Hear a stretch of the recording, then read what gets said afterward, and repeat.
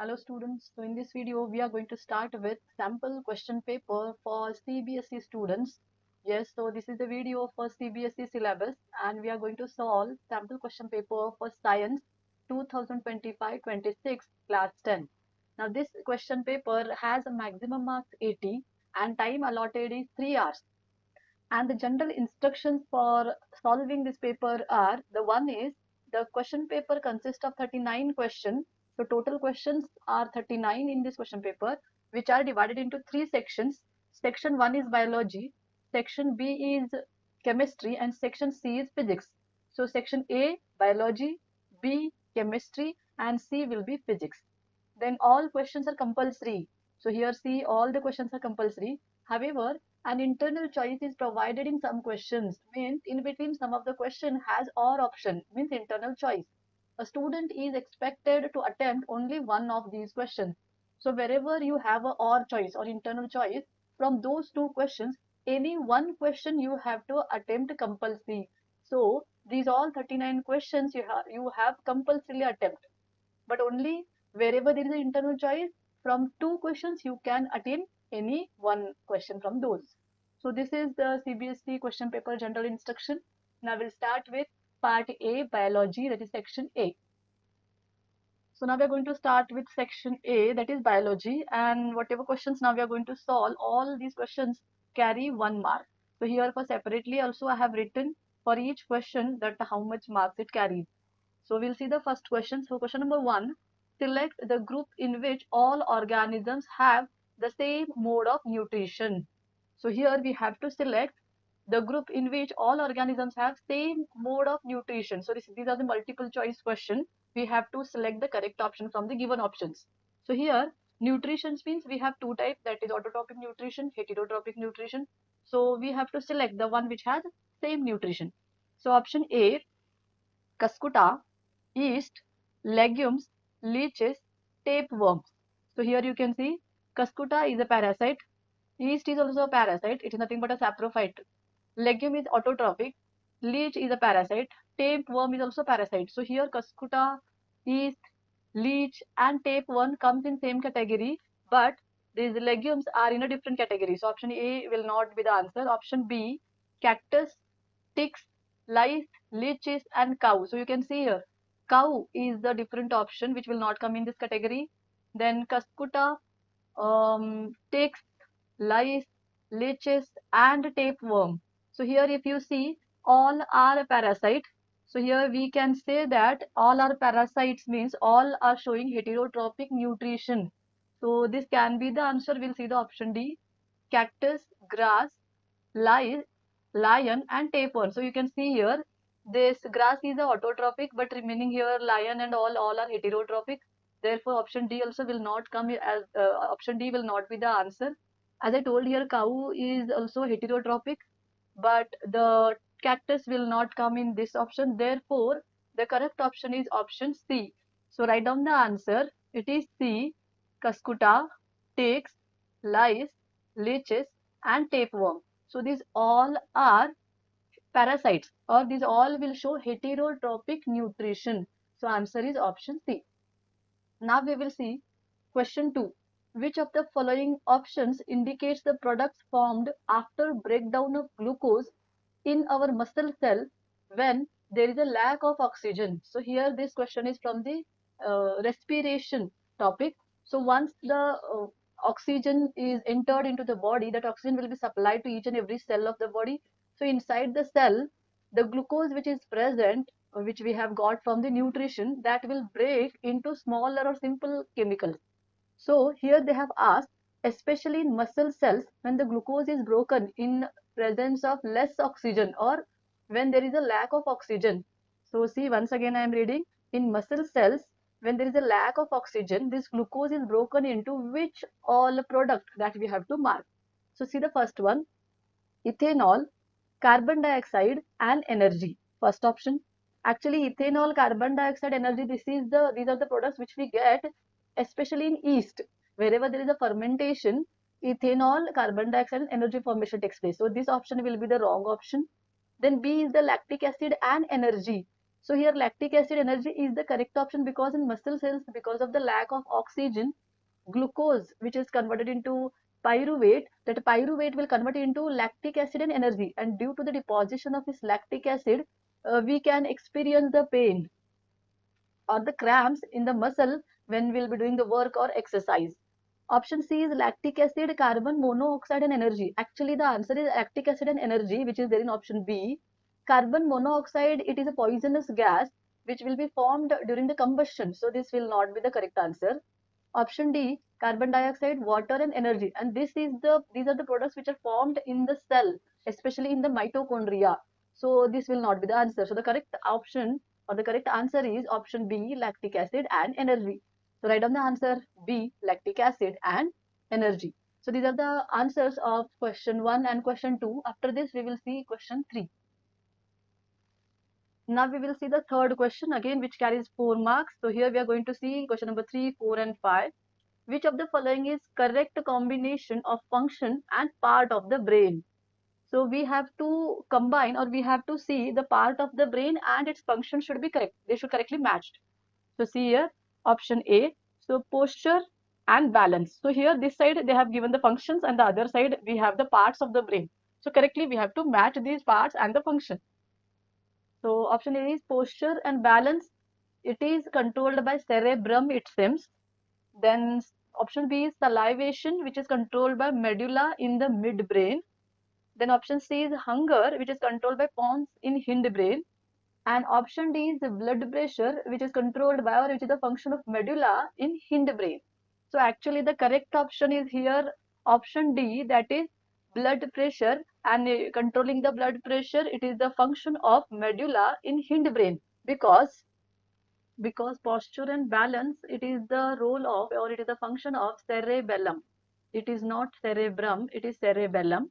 Salivation is the function of medulla in midbrain, they have given, but it is not midbrain, it should be hindbrain. That's why this is also a wrong option. Hunger, it is the function of pons in hindbrain, they have told, but it is not pons in hindbrain, it is hypothalamus. So that's why hypothalamus, and therefore these all three options are wrong, and the correct option is blood pressure, which is the function of medulla in hindbrain. So write down the answer D, blood pressure, medulla in hindbrain. Now we'll see question number 4. Question number 4 says the blood glucose level in a patient was very high. It may be due to inadequate secretion of.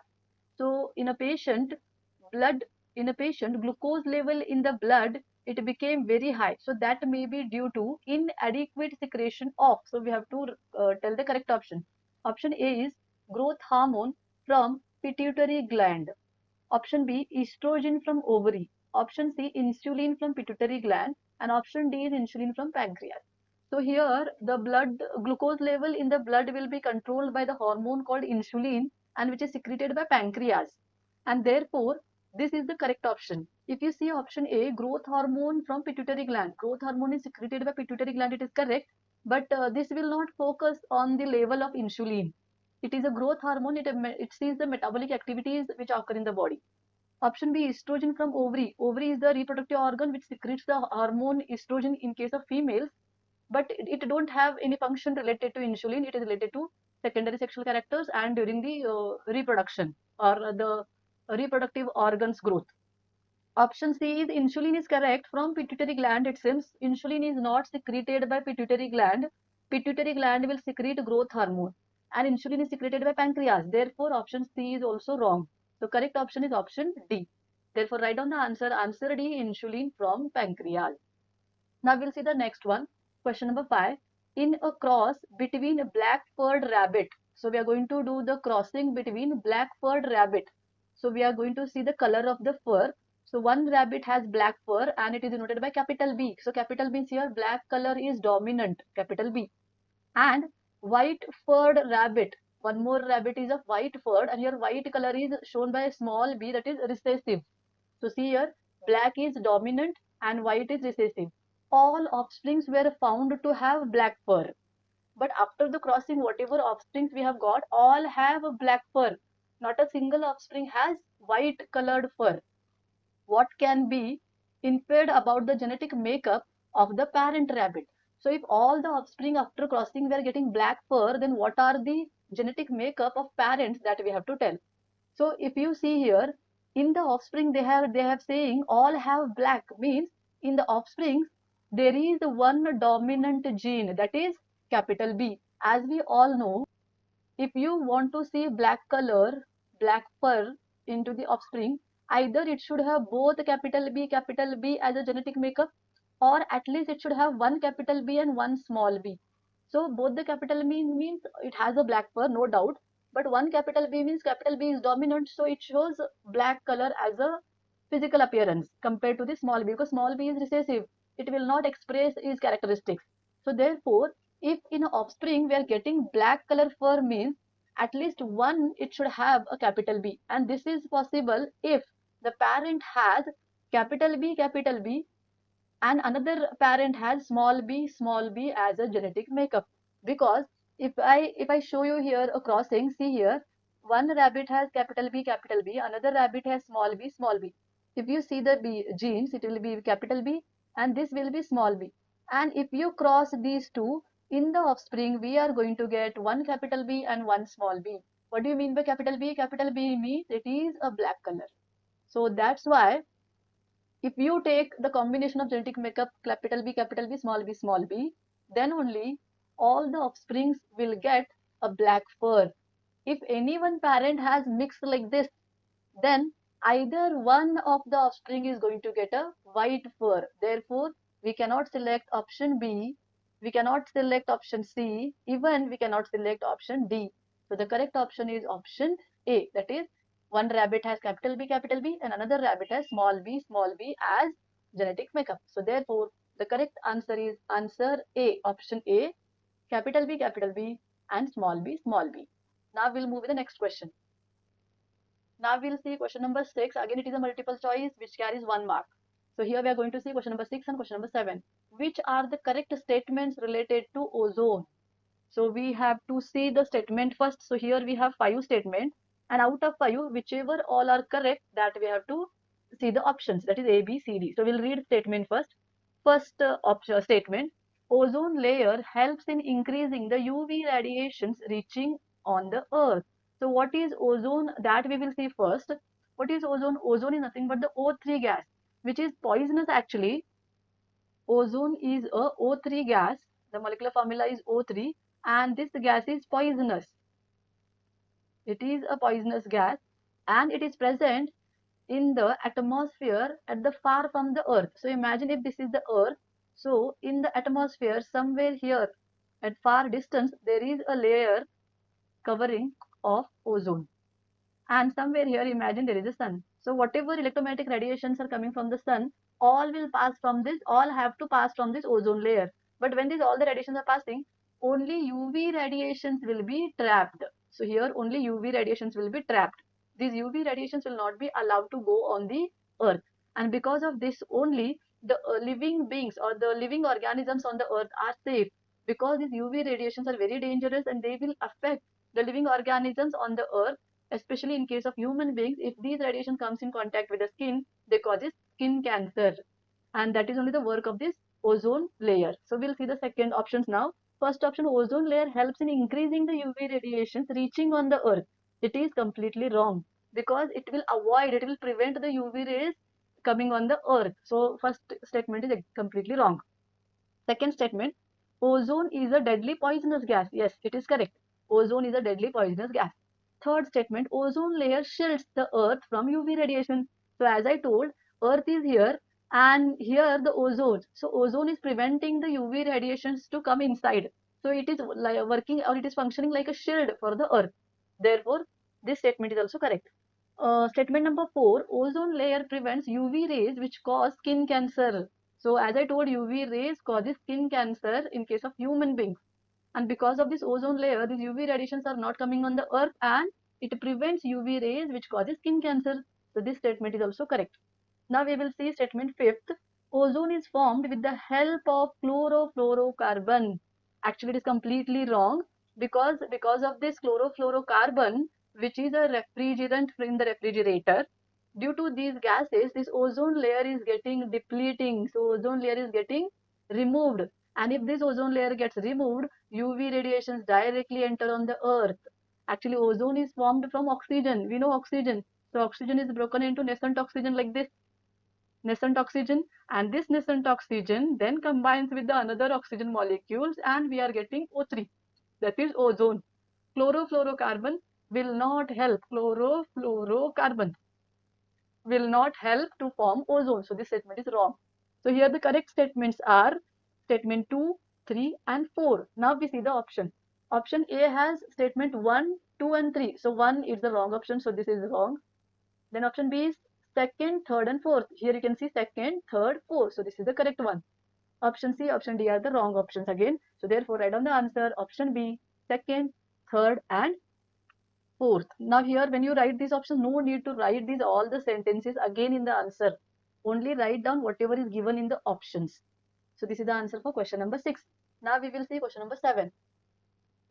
Question number 7. Which of the following human activities has resulted in an increase of non-biodegradable substances? So first tell me what is non-biodegradable substances. Bio means living, degrade means decompose. But here it is non. Non means the waste which will be not decomposed by the living organisms like microorganisms, bacteria, fungus, etc.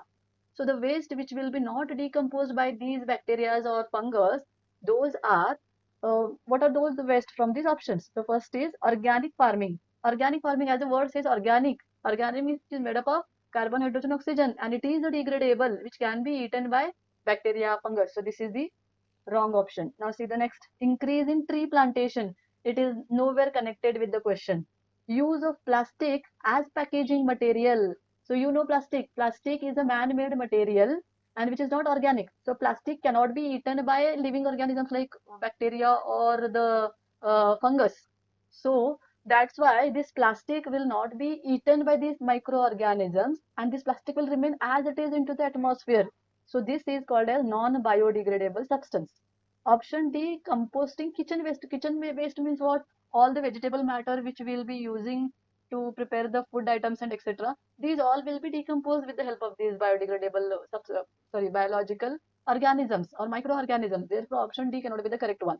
So here the correct option is option C. So write down answer C, use of plastic as packaging material.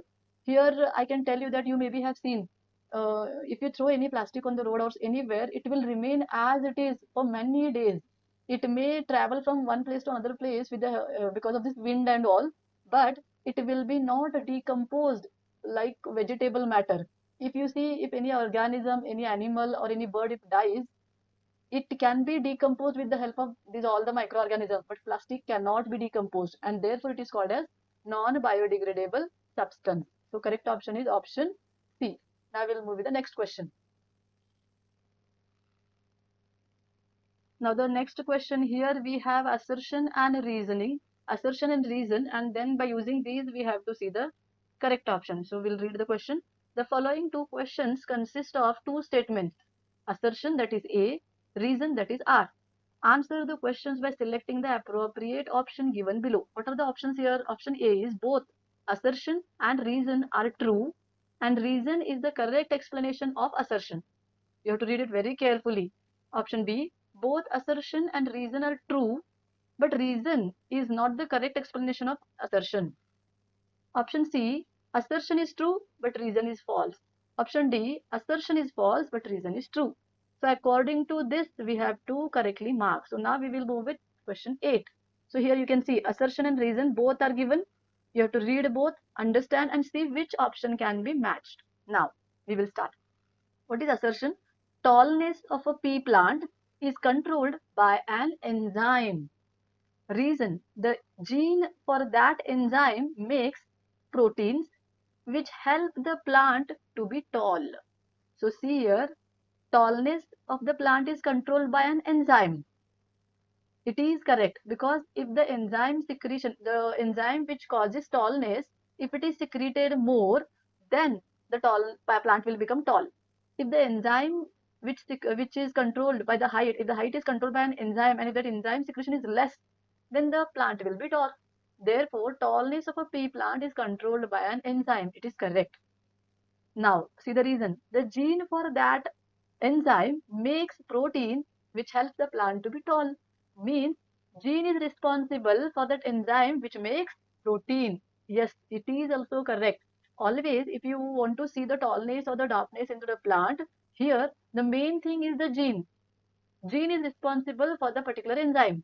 This enzyme will prepare a protein, and using this protein, then the tallness or the darkness will be decided. So everything is in control of this gene. Gene, if decide secretes, if it gives the order to the enzyme secretion will be more, protein secretion will be more, height will be more. If enzyme will not give the order to if the gene will not give the order to enzyme secretion is less, protein will be less, then the height will be less. Therefore, these both are correct.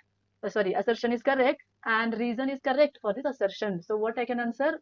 Option A. That is both assertion and reason are true, and R, that is reason, is the correct explanation of assertion.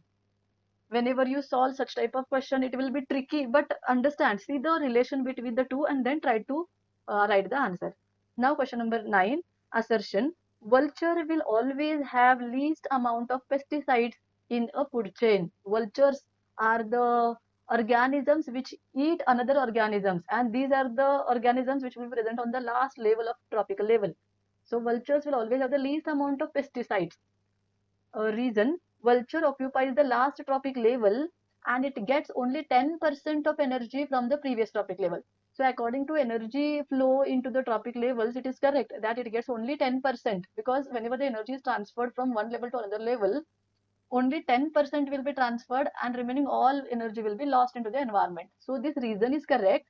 But if you see the assertion they're saying vulture will have least amount of pesticides. It is nothing but biomagnification related sentence. What is biomagnification? The amount of these pesticides or harmful chemicals deposition into the organism, and this deposition will be highest into the high level of organism or tropic level. So as vulture is present on the last tropic level, they should have the highest amount of pesticides. Biomagnification will be more in these vultures because vultures present on the last tropic level, and that's why assertion is wrong. But this reason is correct, because they're present on the last tropic level, they will get only 10% on the previous tropic level. So that's why here what I can do, assertion is wrong but reason is correct. But reason is not the correct explanation of the assertion. That's why you should not mark B here, you should mark D. A is false, but R is true. Here, R is correct, but it is correct explanation of A, it seems. So it is not a correct explanation of assertion. Therefore, we should mark option D. So answer option D. A is false, but R is true. So this is the answer for question number 8 and question number 9. So here all 1 mark questions we have finished from this section A, biology. After this, we are going to start with 2 mark question. So I hope you are understanding all the explanation of these whole explanation of these all the questions. Try to understand the explanation and make notes of these all the questions. Write down these all the notes in your book, so it will be easy for you people for the revision. And if you like my videos, share my videos with all your friends. If you have any doubts, comment those doubts in the videos, and please consider subscribing my channel. So now we're going to start with the next question. That's question number 10. From here, we're going to start with 2 marks question. If you're not subscribed my channel, please consider subscribing my channel and share my videos with your friends. So we will start with question number 10. Unlike animals, plants do not have any excretory products as they do not eat food. Comment upon the statement with justification. So this is the statement which is given in this question, that it is saying like animals, plants do not have any excretory product, and they do not, because they do not eat food. Plant is not eating any food, so they will not give any excretory product, or they will not produce any excretory product, same like animals. So this statement we have to understand, and we have to comment on this, and then we have to give the justification for that comment. So answer, as we all know, this statement is incorrect. Plants also produce excretory product, and plants will not eat food, but plants prepare food by taking chemicals. So this statement is incorrect and we have to justify it. So justification: plants do not produce waste product. Sorry, plants also produce waste product like oxygen, carbon dioxide, and water during processes such as photosynthesis and respiration. What is photosynthesis? Photosynthesis, it is the process in which we are going to prepare the food by using water and CO2 in presence of sunlight and chlorophyll. That is the green color pigment which will be present in the plant. So that process is called photosynthesis, and with the help of that photosynthesis process, we are preparing, that is plant is preparing food. And what is respiration? Respiration means it is a process where the glucose is broken down with the help of oxygen to give CO2 and water and energy. And the same energy is used by the plant to grow. So these are the two processes which takes place in the plant. And during these both the processes, as I told just now, whenever the food is prepared, glucose is prepared with the help of photosynthesis, a byproduct oxygen is formed. That oxygen gas, which is prepared by the plant, will be used by all the living organisms. You maybe have seen we will be inhaling oxygen and exhaling CO2. So whatever oxygen we are inhaling, that all we are getting from the plants. So that is the waste product which is released in photosynthesis process. And during respiration, glucose is broken down into CO2 and water. So here also we are getting two products. One is CO2 and one is water. So these are the gases, or these are the product, that is oxygen, carbon dioxide, and water. So these all oxygen, carbon dioxide, and water, some amount of these all the products will be used by the plant, and remaining all will be removed out. And those are nothing but the excretory product of plants. So, but they do not have special excretory organs like animals. So, as we all animals have excretory system, it can especially in human being, it consists of kidneys, pair of ureters, urinary bladder, and the basic function unit, that is nephron. So, like that, plants do not have any special excretory organs, but plant will release these all the waste through stomata, and by the process called a transpiration, or by storing and shedding parts like leaves or bark. So with the help of stomata, stomata will be, sometimes it closes, sometimes it opens. So whenever the stomata will be open, these all the gases will expel out, and even some amount of water will be evaporated. And water evaporation process is called as transpiration. Sometimes the unwanted products will be stored in the leaves or in the bark. So the leaves or the bark in which these unwanted or waste products will be stored, those all the leaves will get dry and they will fall off after some time. You maybe have seen wherever there will be plant, below the plant on the ground there will be some yellow colored or dry leaves will be fallen. Those all are the leaves which will be having stored this unwanted substances in the plants. Even you maybe have seen bark. Bark, it is nothing but the outer layer of the stem, that is called bark. Whenever it will be storing these unwanted substances, it will become dark and it will become dry. And that's why you maybe have seen, especially in case of big mango trees or jackfruit trees, the outer layer of the stem, that is called bark, it will be cracked in between and it will be very much dark in color. So that is nothing but the way to remove the waste product in case of plant. So I hope you understood this answer. So you have to write the statement is incorrect, and this is the justification for this comment.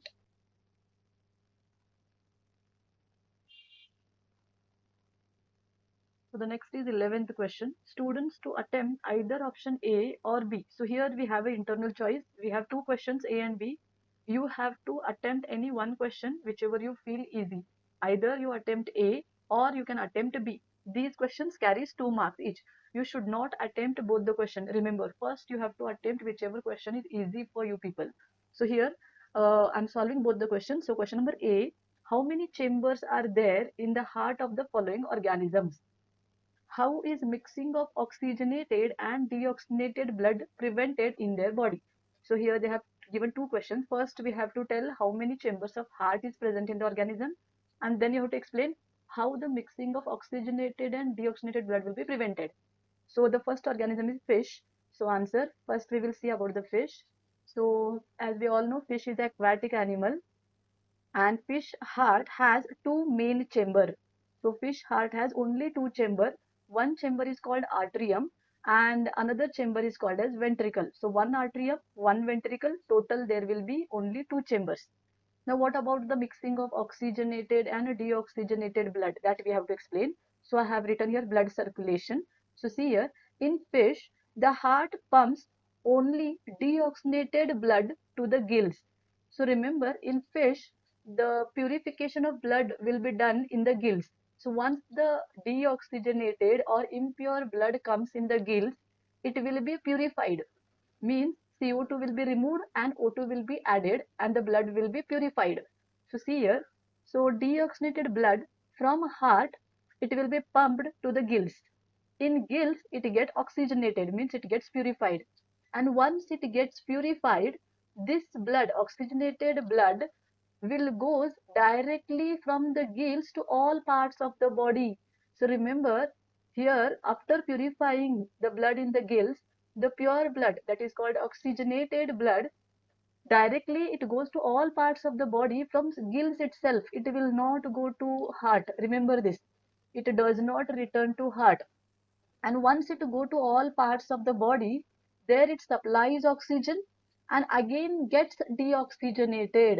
It again gets impure and that deoxygenated blood will come to the heart, and heart will again pump this deoxygenated blood and it will come to the gills again for the purification.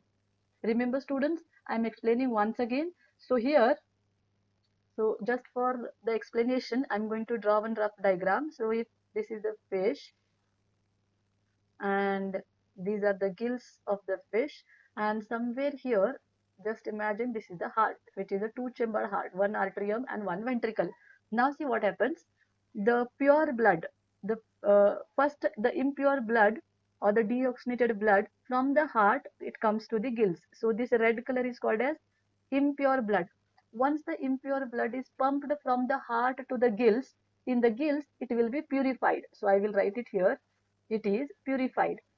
And once the blood is purified, it will not go to heart. This purified blood will go to all parts of the body in the fish. See, it goes all parts of the body in the fish. And here it exchanges oxygen with CO2 and it becomes again impure blood, that is deoxygenated blood. And that deoxygenated blood will come to the heart and again heart will pump that deoxygenated blood. So here oxygenated and deoxygenated blood will not be mixed. It will be prevented by mixing. So I hope you understood, there is no mixing of oxygenated and deoxygenated blood in the heart, because in heart only deoxygenated blood will go. So now the second animal is humans. So here humans, it is asked, as we all know, we have studied in our book, that is human heart has four chamber. Human heart has four chamber, two arteria which are present on the left and right, and two ventricles, one is on the left and one is on the right. So see here how the blood circulation takes place. In human, heart is divided into right and left side. So this you have to remember first. As the human is the highest organism, highest complex organism, it requires much amount of energy. Therefore, here the heart is divided into four parts, four compartments. That is two arteria and two ventricles. And this whole heart is divided into right and left sides by a muscular wall called septum. So the wall which separates right and left side of the heart is called as septum. Next, the right side handles deoxygenated blood. Very important. Right side, one artery and one ventricle present on the right side will handle all deoxygenated blood and send it to the lungs for the purification. While left side receives oxygenated blood. Left side means one arteria, one ventricle which is present on the left side of the heart will receive oxygenated blood from the lungs and pumps to the body, sends to all parts of the body. This separation stops the mixing of oxygenated and deoxygenated blood. So this septum separates the mixing of oxygenated and deoxygenated blood. I hope you understood this. So here I'll draw the simple diagram. In detail we are going to see it next. And if you want the correct explanation of heart, you can see my videos which I have prepared on life process. So here you can see. So this is the right side, right, and this is the left side of the heart. So here I will label. So this is right side atrium and this is right side ventricle, and this side left side atrium and this is left side ventricle. So see what happens. So the somewhere here, imagine these are the lungs. Somewhere here these are the lungs. I'll write it just roughly. So here in the lungs, purified blood will come to the left atrium, then it's sent to the left ventricle, and from left ventricle it will go to all parts of the body in the human beings, all parts of the body. In all parts of the body it goes to every cell, Here it exchanges, it gives oxygen and takes CO2, and this blood becomes deoxygenated, that is impure.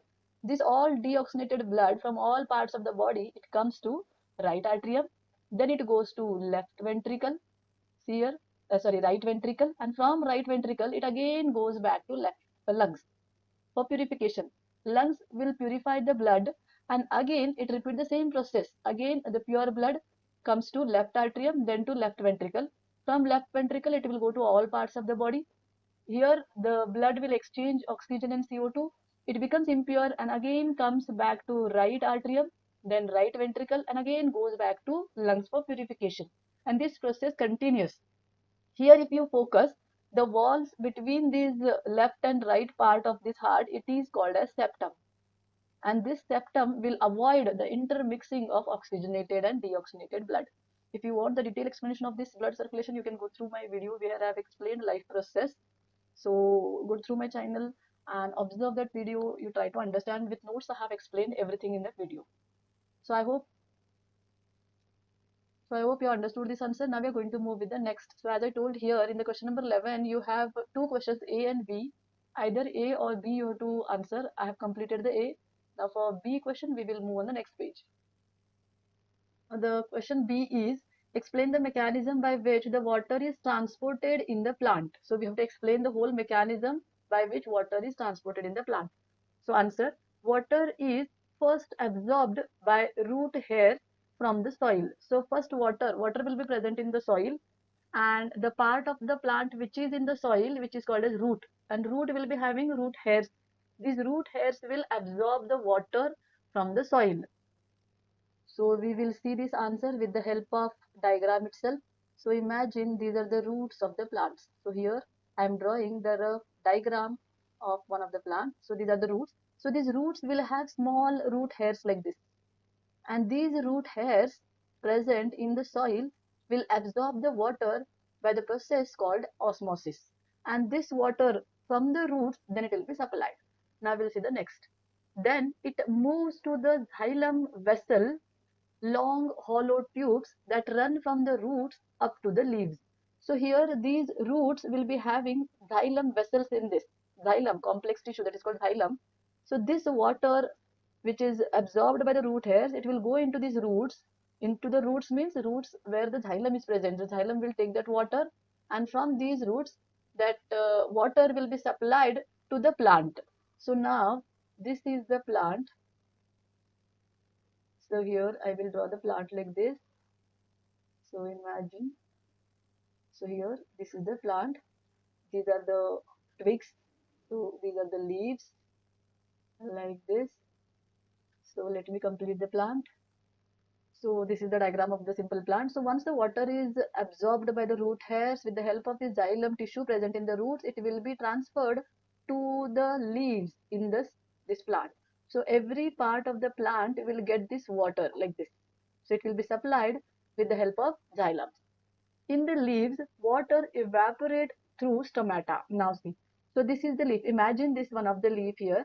Water, this leaves will be having stomata on the surface, if on the epidermis, on the both the surface, hypodermis and epidermis, there will be stomata. So these stomata are the pores which will help to remove the excess of water. So these are the pores which are present on the leaves. From these pores, whenever the pores will be open, the water from the leaves will be evaporated with the help of the sunlight. Due to sunlight, this water will get evaporated. So like this, water will be removed. This process of evaporation of water with the help of stomata, it is called as transpiration. This is called as transpiration. Once the water from the leaves evaporated, then due to this, there will be one negative pressure created. Means the water from the neighboring cells will be decreased. These cells will try to absorb or pull the water from the neighboring cells from those cells. Then those all neighboring cells will try to pull the water from the neighboring cells. And like this, the process continues to create one negative pressure. So imagine if this is the leaf, I'll draw a little bit of big leaf. This is the stomata, and these all are the cells which are present beside the stomata. So these all are the cells. Now see what happens. So this is the leaf, just, and these all are the cells. Now see, Once the water get evaporated from this stomata, the water present in this cell will decrease. Then this cell will absorb the water from the neighboring cell. It will absorb the water from the neighboring cell. Then in this cell water will decrease. This will absorb the water, try to absorb the water from the neighboring cell. This will pull the water from the neighboring cell, and again this cell will pull the water from the neighboring cell, and like this the process continues. And this will create a pull. This will create one pull, which is also called as a negative pressure, which draws more water up through xylem. So because of this pressure, or because of this negative pull, water will be pulled from the roots to all parts of this plant. Next, water molecules stick together and to the walls of the xylem vessel. So these water molecules which are pulling or which are transferring from one cell to other cell, these water molecules will be stick to each other like this. They will be stick to each other. This is called as cohesion, and to the walls of the xylem vessel. So whatever xylem cells are present in the stem, through these xylem cells also, vessels also, this water will be attached, which is called as adhesion, helping to form a unbroken column of a water. Unbroken column of a water means, as we all know, once we on the tap, from the tap, water will fall continuously. You maybe have seen, once you on the tap, if you see, water will fall continuously. There will be no in between, there will be no gap in the water. Same like that, here the water will be pulled continuously due to this negative pressure or this pull.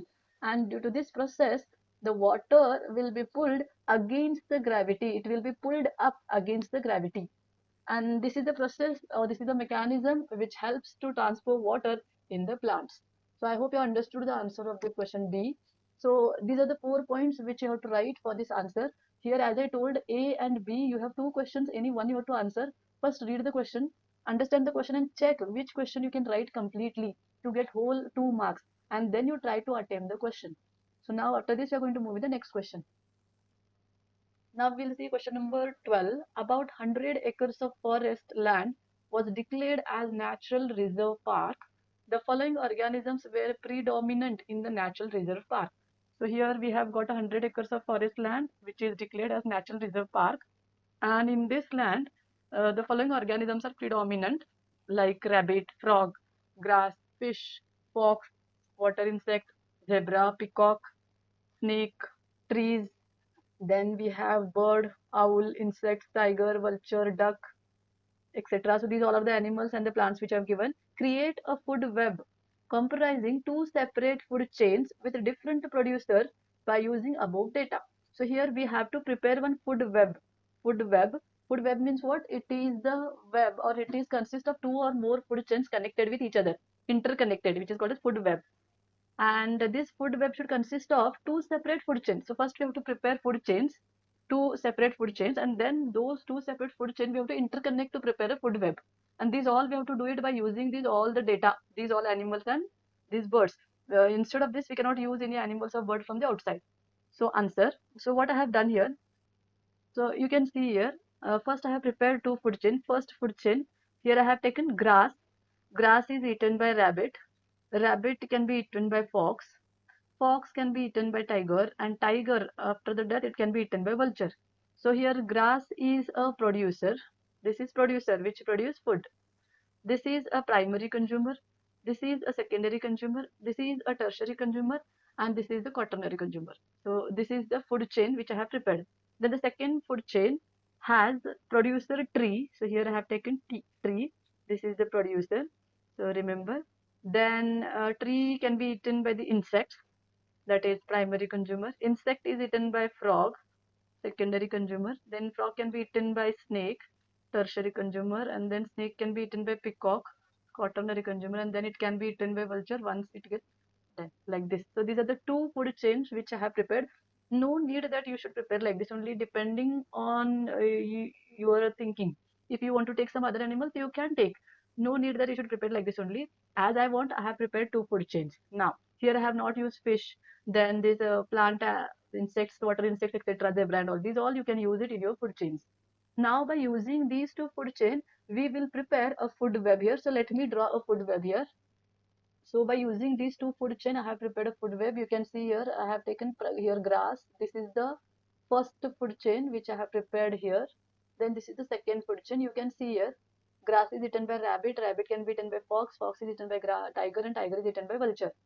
Tree is eaten by insect, insects are eaten by frog, frog is eaten by snake. Snake can be eaten by fox as well as it can be eaten by peacock, and peacock can be eaten by vulture. So here these two food chain will get interconnected to form a web. So like this we can prepare a food web. So as I told earlier, this food chains and food web as I have prepared as I want.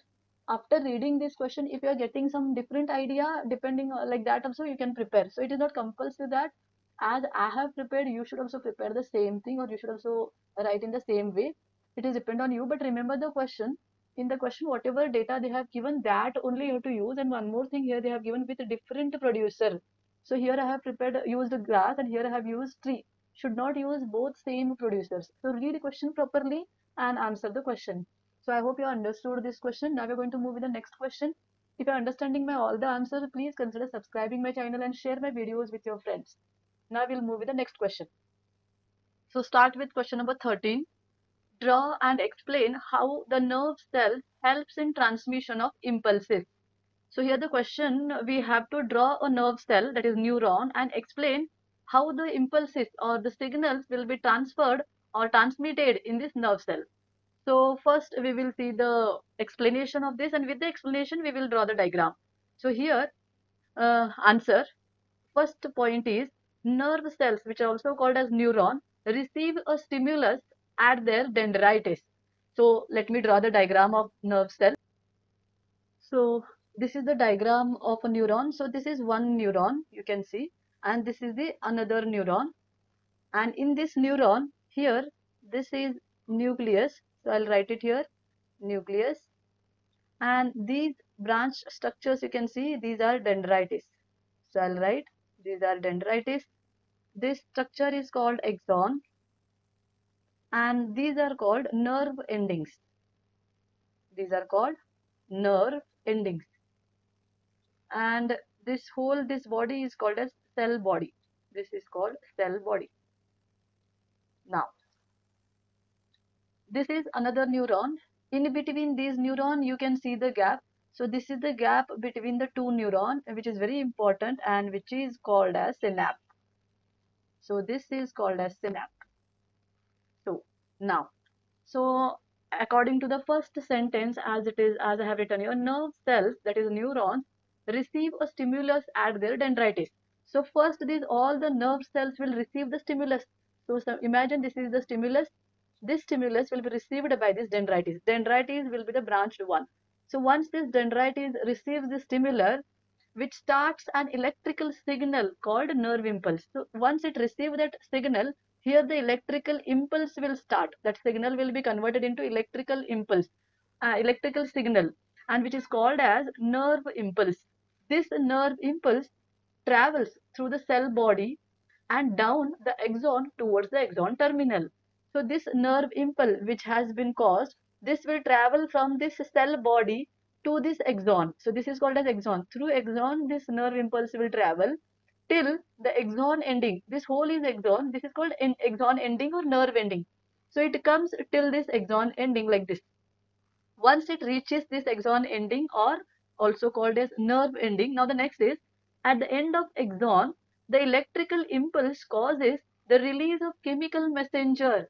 So once it comes into this axon ending or nerve ending, here they prepare a chemical messenger. So here the reaction takes place and chemical messenger is prepared, which is also called as neurotransmitter into the synapse. So this whatever chemical messenger is prepared, this chemical messenger comes into the synapse. Synapse nothing but this is the gap between the two neurons. So this is transmitted to the synapse. Synapse is the gap between the two nerve cells. Once that chemical messenger comes into this synapse, what is the next step? These chemicals cross the synapse and start a new impulse. So these crosses this synapse, this chemical messenger will cross the synapse and comes to again the dendrites of the next neuron. And once it comes to the dendrites of the next neuron, again those all the chemical messengers will convert into electrical signal, nothing but a nerve impulse. That nerve impulse from this dendrites goes to the cell body, again goes to the axon and transfer till the axon ending or the nerve ending like this. Once they reach to the nerve ending, axon ending, here again chemical messengers will be secreted. These chemical messengers or neurotransmitters will travel this synapse which is present between the existing neuron and the next neuron.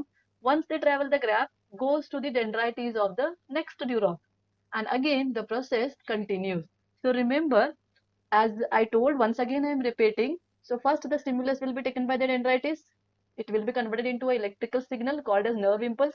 Those nerve impulse will travel from the dendrites to the cell body, then to the axon until axon ending. Once they reach to the axon ending, here they release some chemical messengers which are called neurotransmitter. These chemical messengers will travel this gap. Gap means synapse. And once they pass this gap, they contact with the dendrites of the next neuron. And here they again convert into an electrical signal. So again prepares a nerve impulse. Those nerve impulse will again travel from the dendrites of the next neuron to the cell body of the next neuron to the axon till the axon ending. And the next again process repeats. And in such a way, any signal stimulus will be transferred from the receptors to the main part of the brain, that is spinal cord or the brain. And by processing there, we will get back the reverse message from the brain or the spinal cord to the muscles or the effectors. So this is the answer for question number 13. Here we have to draw the diagram and explain. So this is the diagram which you have to draw and explain these three sentences which I have given here. Write down these all the sentences in your notes. So now we are going to move to the next question. Question number 14 is, in a genetic experiment, plants with pure round green seeds, pure plant is pure, round and green. So shape is given and the color of the seed is given. So it is pure, so it is denoted by capital R for round and small y for green. Next, were crossed with plant with wrinkled seeds, wrinkled and yellow seeds. So wrinkled is small r and yellow is capital Y, capital Y. You have to be very careful. See how they have given. So here plants are pure, but the first plant is round and green. Round is capital R dominant. Green is small y recessive. Second plant, wrinkled is recessive, small r, but yellow is capital, that is dominant, capital Y, capital Y. Question is, show the gametes formed in the F1, that is self-pollination. First generation, we have to show the gamete. And then question 2 is, a total of 144 seeds were produced. Whenever such type of pollination will be done in F2 generation, 144 seeds will be produced, which develops into saplings. Show the ratio in which these traits are independently inherited in these 144 saplings. So means we have to show the ratio of F2 generation, where we can see how these traits are independently inherited. Means here phenotypic ratio we have to show for F2 generation. So just the difference is what the important thing is, what you have to remember, which are dominant and which are recessive, and according to that we have to pollinate it. So we will start with first F1 generation. So first we will do F1 generation. So I'll write it here, F1 generation, and that is nothing but our question number 1. So in F1 generation, what you have to do, we have to take both the plants. So here I am going to write pure round green seeds, and these are denoted as capital R, small y and small y. This you have to write it very carefully. Then the second plant is pure wrinkled, and it is yellow seeds. Should not go wrong while writing this. If you go wrong here, then everything will go wrong, because F2 generation is connected to F1 generation.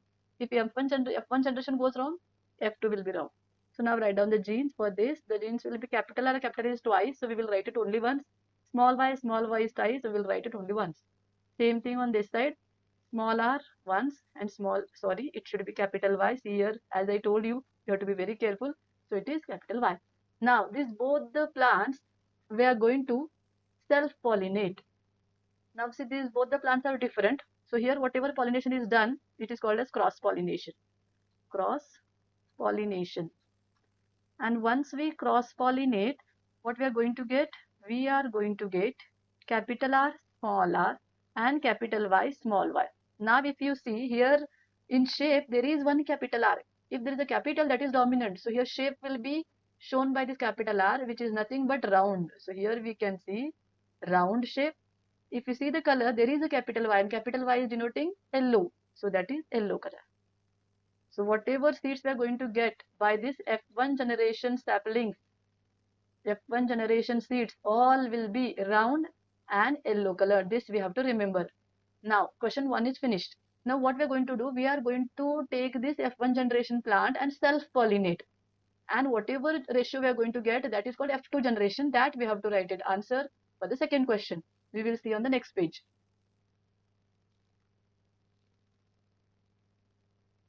So here we are going to start with F2 generation, and I have taken the seeds or the plants which I have got in F1 generation. So we have got round yellow, and same round yellow another plant we are going to take. In that only we are going to self pollinate it. So that's why I wrote same on both the sides, capital R small r, capital Y small y, capital R small y small r, capital Y small y.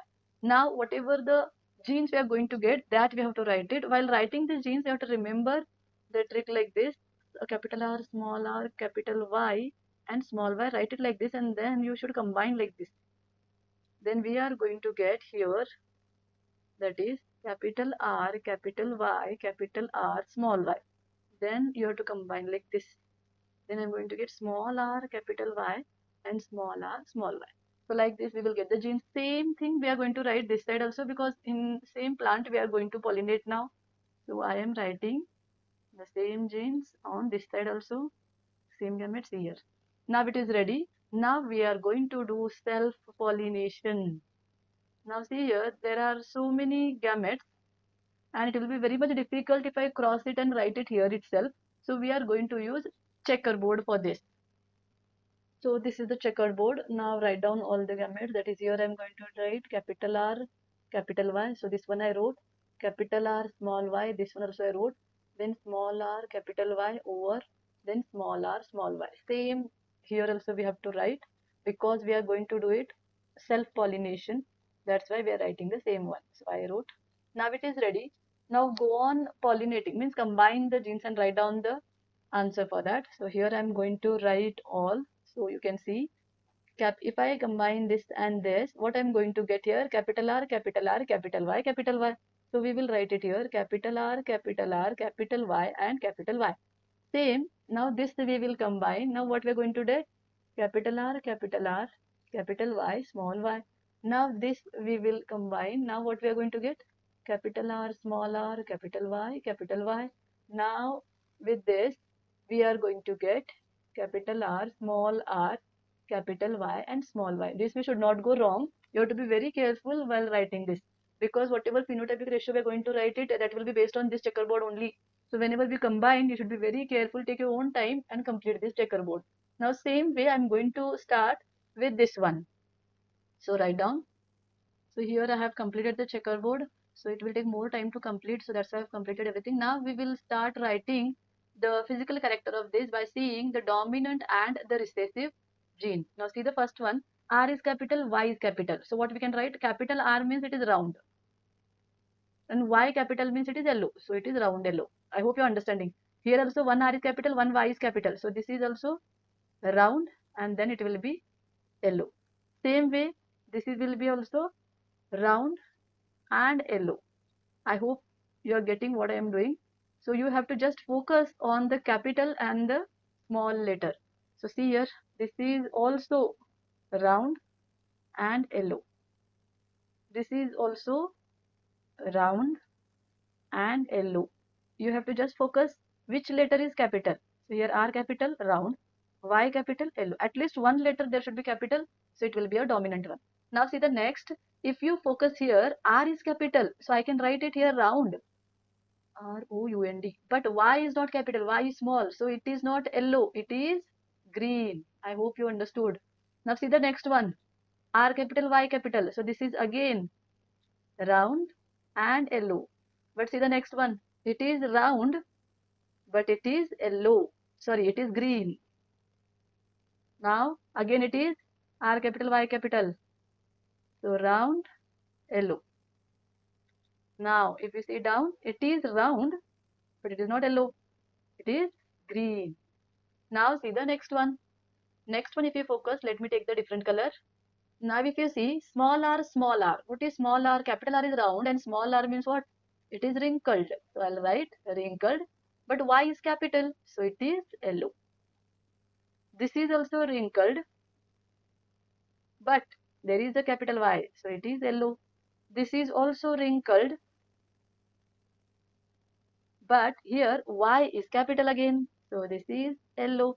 And if you focus on the last one, it is small r means wrinkled. See, it is wrinkled, but small y means what? It is green. And like this, we have written the physical character by seeing this all the dominant and the recessive genes. Now we have to focus on our that phenotypic ratio. So I'll take the pink color and I'll round whichever are round yellow. So this is round yellow 1, round yellow 2, round yellow 3, round yellow 4, round yellow 5, 6, 7, 8 and 9. So round yellow, we have 9. Now next we will see that is round green. So this is round green, this is round green and this is also round green. So I'll write it here, round green. And here how many we got? We got 3. So now I will move with the next, that is the wrinkled yellow. So wrinkled yellow and wrinkled yellow. So write down wrinkled yellow. How many we got? We got 3. And the last one, that is wrinkled green. We have only 1. So I'll write wrinkled green is only 1. So what is the ratio? That is phenotypic ratio. Phenotypic ratio means the physical character or the traits are transferred in F2 generation by self-pollinating the saplings from F1 generation. It is in this form or in this ratio, that is 9 is to 3 is to 3 is to 1. So whatever total 144 sapling we are getting in F2 generation, in those all, the traits will be transferred independently in this form of ratio, that is 9 is to 3 is to 3 is to 1. So this is the answer for this question. I hope you understood. Here the important thing is writing these genes and then by writing this checkerboard. So this is the answer for this question. Now we are going to move with the next question. So in this 4-mark question, we are going to start with question number 15. And the question number 15 says, Neha consumed boiled sweet potatoes and boiled eggs for breakfast. Help her to understand some steps in the process of digestion of the food taken by her by answering the questions given below. So here there is a Neha and she has consumed boiled sweet potatoes and boiled eggs for breakfast, and we have to help her to understand the process of digestion by answering the following question. So here the next is attempt either subpart A or B. So here we have internal choice. Either you have to answer A or you have to answer B. In such cases, what you have to do, first read the question. Both the question you have to read. A and B, both the question you have to read.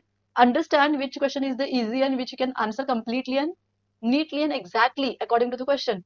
Whichever you feel easy, that you can answer. No need to answer both the question. They have given in the instruction. Wherever there is an internal choice, any one question you have to attempt. So here I am going to solve both the questions. So we will start with A. Which of these food item is rich in protein? In which part of the alimentary canal is the digestion of this component initiated? Name the enzyme, conditions required and the gland associated with the digestion here. Very simple question. To see it is very big but very simple question. So what you have to do first? Find out the food which is rich in protein. So here we have two food. One is sweet potato and one is boiled egg. From these both, whichever food is rich in protein, that we have to write it here. Then we have to tell that food digestion takes place in which part of the alimentary canal. Then we have to tell the enzyme which is helping for the digestion of the food and the condition required, acidic, basic, which condition is required and the gland associated with it. So answer, the food item rich in protein is boiled eggs. So sweet potatoes, as we all know, they are rich in starch. So here the boiled egg is rich in protein. So here the first answer is the food item rich in proteins is boiled egg.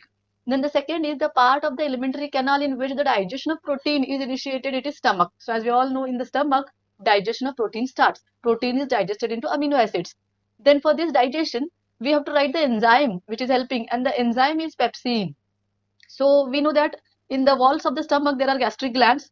These gastric glands will secrete the gastric juice, and it secretes HCl as well as mucus. So that gastric juice contains the enzyme called pepsin, and which is helping for the digestion or for the breaking of proteins into amino acids. Next, they have asked the conditions required. So as I told here, gastric glands is going to secrete acid, that is hydrochloric acid, and this acid maintains acidic media, and acidic media will help to digest the protein. So here the condition is acidic. Then the gland associated, now so many times I have repeated the gland, that the gland is gastric gland. So this is the answer of question A. So it is very easy question. You have to just read the question properly and then write down the answer step by step. Now we will move the question B. So here now we are going to start with question B. So we'll start with question B now. So as I told, here we have a choice. So here they have given or. This question is also for 4 marks. So we will solve it. In this, they have divided into subparts. So A, which of these food items contains fat? How is it digested? This is the first question. Then we have to tell which of these food item is rich in starch. How is its digestion initiated? Then C is the figure given below represent parts of the human alimentary canal. This is the figure which is given in the question paper. Which of these parts will have the maximum amount of digested food as soon as the process of digestion is completed? So you have to read it properly and try to find out the answer of this. If you ask me in this both the question A was very easy. So such type of question if comes in the exam, I will suggest you to attempt question A. So now we will start with the A in this. So the food item containing fat is egg yolk. So remember, egg yolk is the food item which contains fat. The digestion of fat is initiated in small intestine, because they have asked here how it is digested. So we have to explain the digestion. So fat digestion is initiated in small intestine with the help of enzyme, that is lipase, secreted by liver in the form of bile juice. This breaks fat globules into tiny droplets. So see here, this process is called as emulsification. So this bile juice, which is secreted by the liver, in that there is an enzyme called lipase, and which is helping for the digestion of the fat. Here the fat large molecules are converted into small globules, and the process is called emulsification. The end product of this digestion of fat is fatty acids and glycerol. So fat is broken into fatty acids and glycerol. This whole process takes place in alkaline medium. Alkaline means nothing but it is basic medium. So this whole breaking of this fat or digestion of fat takes place in alkaline medium, which is maintained by again none other than bile juice. So bile juice is giving that enzyme called lipase, as well as it is helping to maintain this alkaline medium. So this was the answer for A. Now we will start with B. The food items containing starch is boiled potatoes. The digestion of starch is initiated in the mouth. So once the food enters into mouth, the salivary gland which is present in the mouth will secrete salivary amylase or saliva. In that saliva, there is an enzyme called salivary amylase. This enzyme will help to digest starch or break the starch, that is here to digest starch or break the starch to digest starch. So this was the answer for B. Now we will see C. The part will have the maximum amount of digested food as soon as the process of digestion completed is small intestine. So first the food enters into the mouth. Here some of the digestion of starch takes place. Then the food goes into the stomach with the help of this esophagus. It goes into the stomach. In stomach also some of the proteins will be digested, and then the food goes into the small intestine with the through this small part of the intestine, which is called as duodenum. And then once the food comes into the small intestine, here the remaining final process takes place. So the food which is coming in the small intestine, it is all digested food which is coming into the small intestine, because in this route from mouth till the small intestine, digestion will be continuing, and digested food will come into the small intestine for the absorption. And that's why here I have told the part is, that is small intestine, and it is nothing but what? It is the O part. So if you see the question, there is in the labeling they have given here O. So O is nothing but the small intestine, because the absorption of digested food occurs in this part. So as we all know, in the small intestine there will be small finger-like projections which are called as villi.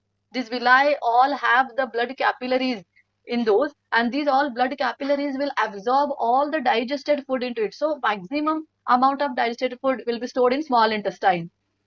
So this was the answer for OR question, that was from this 4-mark question.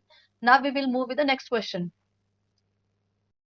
So here in 5 marks, we have an internal choice. So here for this question, we have A and B question. Either A you have to answer or you have to answer B.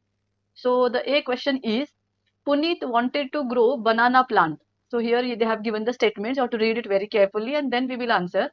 Puneet wanted to grow banana plant. Based on your knowledge on plant reproduction, should he opt for seeds or any alternative method of reproduction? Justify your answer. So based on our knowledge of plant reproduction, we have to think that Puneet will opt seeds or alternative method for this reproduction, and we have to justify the statement. And then the second is, offsprings of banana plant usually show a very little variation. What causes variation, and are variation good or bad? Justify. So this also we have to justify. So questions are very simple. So we will start with the answer. Best method used to grow banana plant is vegetative. It is nothing but asexual reproduction. So here fertilization or the reproduction takes place by two ways: sexual reproduction and asexual reproduction. Sexual reproduction, there is a requirement of two individual, male and female. The male gamete and the female gamete will fuse to give a zygote, and that zygote will grow and gives a young individual. So compulsory in sexual reproduction, we require two individuals. But in asexual reproduction, the young ones will be produced by a single parent. Here in asexual, there will be no fusion of or formation of male and female gamete. So to grow this banana plant, we are using vegetative reproduction or asexual reproduction. Example, using suckers. What is sucker? It is a shoot that grows from the base of the plant. So you maybe have seen wherever there is a banana plant, beside that many banana plants will grow, and those will grow from these suckers. So suckers are the part or the shoot that grows from the base of this plant. Second one is tissue culture. What is tissue culture? New plants are grown from small plant tissue or cells under sterile or laboratory condition. So in this tissue culture, what we are doing, we are going to take some part of the main plant or the tissue of the main plant, and in the laboratory, we are going to grow that tissue or that part of that plant into a new individual. So these are the two methods which can be used for banana plant. Actually, these methods are used for the plants which are not able to produce seeds. So to continue their population, to maintain that species, to avoid the extinction of those species, we have to opt some other methods. And here these are the some methods which are used for banana plant. So we have to give the justification for this, why we are using this asexual reproduction. Most banana plants are seedless. So just now I told you, most of the banana plants are seedless. Seedless means they will not produce seeds and do not produce viable seeds. Next, vegetative reproduction ensures the new plants are genetically identical to the parent and retain desired traits such as fruit quality. So in vegetative reproduction, whatever new plant we are going to get, that will be genetically identical with the parent. And because of this reason, fruit quality will be maintained. So whatever fruit quality we can see in the parent, same fruit quality we can maintain in the new plant. It is faster and more reliable than growing from seeds. Yes, actually, the method used by reproduction, which is done with the help of, or the growing of new plant, which is done with the help of vegetative reproduction, this method less time than the normal sexual reproduction, because in sexual reproduction what happens, first male gamete and female gamete has to fuse, then we will get a zygote. This zygote will divide many times and then we will get embryo, then we will get a new plant, means a seed. And once you get that seed you have to sow in the soil, you have to put water and you have to wait till that seed grows into radicle and plumule, and then you're going to get a new plant. But in case of vegetative reproduction, we are not going to sow the seeds. We are going to take some part of the parent plant and that we have to grow it. That we are going to grow it as a new plant. So here no need to wait till the seeds will grow into radicle and plumule. So that time will be reduced. And therefore, the plants which are prepared or which are formed by vegetative propagation or vegetative reproduction will be grown faster compared to the plants which are grown by sexual reproduction. So this is the answer for first, that is A, first one, first option. Now second one, as I told, offsprings of a banana plant usually show very little variation. What causes variation, and are the variations good or bad? This we have to answer. In vegetative reproduction, there is no fusion of gametes. So as I told, there will be no male gamete or female gamete. So there will be no fusion of gametes. So offsprings are exact copies of their parents. So whatever offsprings, new plant we are going to get, that will be the exact copy of the parent. Therefore, very little variations are seen. So this is the answer for that line. Then again in that they have asked what causes variation. Variations are sometimes good or sometimes bad. It depends on the type of variation. See, so whatever variations occur, especially these variations will be more in sexual reproduction compared to asexual reproduction. So you may be asking that why, how you can say that there will be variations in asexual reproduction as we are using the part of the parent. Actually, what happens? So in case of asexual reproduction, whatever plant we are having as a parent plant, from this parent plant, if we are going to cut the stem or the root and we are going to take that section to grow a new plant. So if you take that section and if you sow it in a soil, then that section will grow and give this another new plant same like the parent plant. So here, in this case, we are not using any male and female gamete, but while growing this plant, whatever environmental conditions you can see, this based on this environmental condition, we can see some of the variations in asexual reproduction also. In case of sexual reproduction, as I told, male and female gamete is going to get fused to get a zygote. So whenever this male and female gamete is forming, suppose this is the male gamete and this is the female gamete. So during the formation of these gamete, during the cell division, many of the DNA will get copy, and the DNA copying will be similar but not identical, and therefore whatever characteristics we can see in the zygote or the new one, they will have some type of variations. So depending on the variations, we are going to decide they're good or bad. Just for example, see here I have given the example, it's good. When it is good, when the variations help plant adapt to changing environment, resist disease and lead to evolution. If whatever variations have been occurred, if it is helping the plant to adjust with the changing environment, or to adjust with the resist the diseases which are coming into the nature, or which are helping to bring the evolutions into the plant, then those variations are good. If the variations which are formed are undesirable trait, variations may cause undesirable trait like poor yield. Due to some of the variations, yield will get less, or they will be susceptible to disease. If any disease comes into the environment, it get easily attacked to that plant due to that variation, then those all variations will be bad. So depending on the variation, we are going to decide that variations is good or that variation is bad. So this is the answer for the second statement. So I have completed the option A. Now we are going to move with option B. So now the OR question, that is B. Annie was conducting research on the number of fruits produced by watermelon under different conditions. She grew 25 watermelon plants, each in each in both the glass house A and B.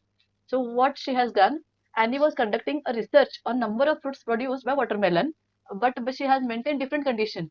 So what she has done, she has took 25, she has grown 25 watermelon plants, each in both glass house A and B. She introduced pollinators in glass house A only. So pollinators are nothing but these are the insects or the birds or the which helps for pollination. Those are called pollinators.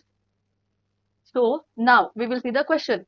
What difference will she observe in the number of fruits produced in both glass houses? Explain the reason. And the second question is list three changes that will occur in a flower once it gets fertilized. So these two questions we have to answer. So we will start with the first one. So before starting the answer, once again I'll tell you what this Annie she is doing. She is growing 25 watermelon plants, each in both glasshouse A and B. But she has maintained different condition. Like only in glasshouse A, she has introduced pollinators. Means these are going to help for pollination. But these pollinators are not there in glasshouse B. Now we will start with question A.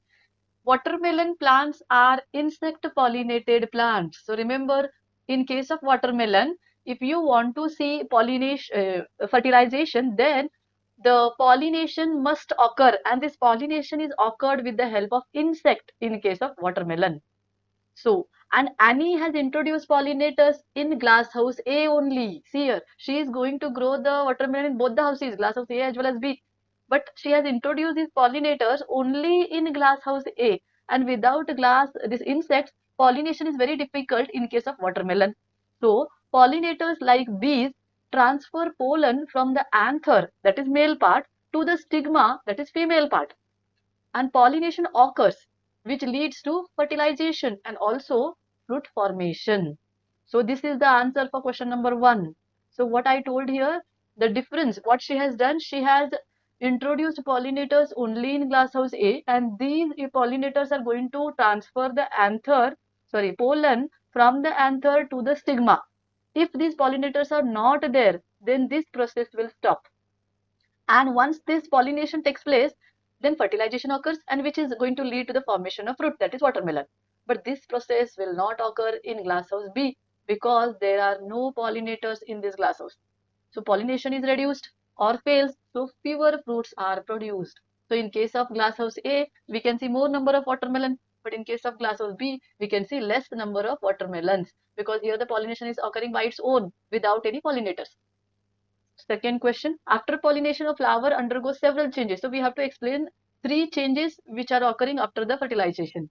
So see here, after fertilization, what happens? First change, petals, sepals, stamens and style, usually with wither and fall off. So what is the meaning of this is, as we know, petals will be colored. So what is the use of petals? They will attract the insects or the pollinators for pollination. Sepals are the green color part which is present on the below the flower, which will help to hold the ovary. Stamens are male reproductive parts. Style is the female reproductive part.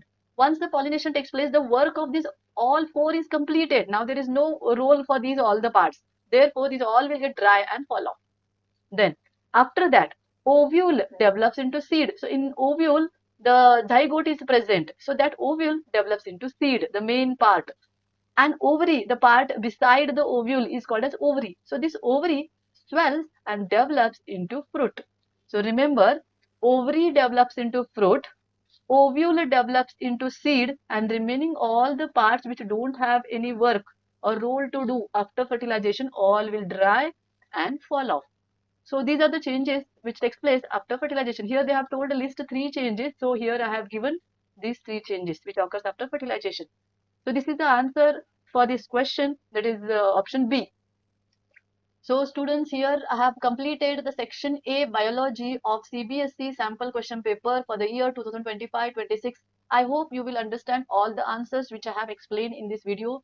Observe, watch my all the videos, share my videos with your friends, and if you have any doubts in these questions or any questions in the biology section or biology chapters in your NCERT book, comment those all the doubts in the videos so that I will solve those all the doubts. I will prepare a separate video and I'll upload it on my channel. And please consider subscribing my channel. After this, I am going to upload the next, that is chemistry section B. So keep on watching my all the videos. Thank you so much.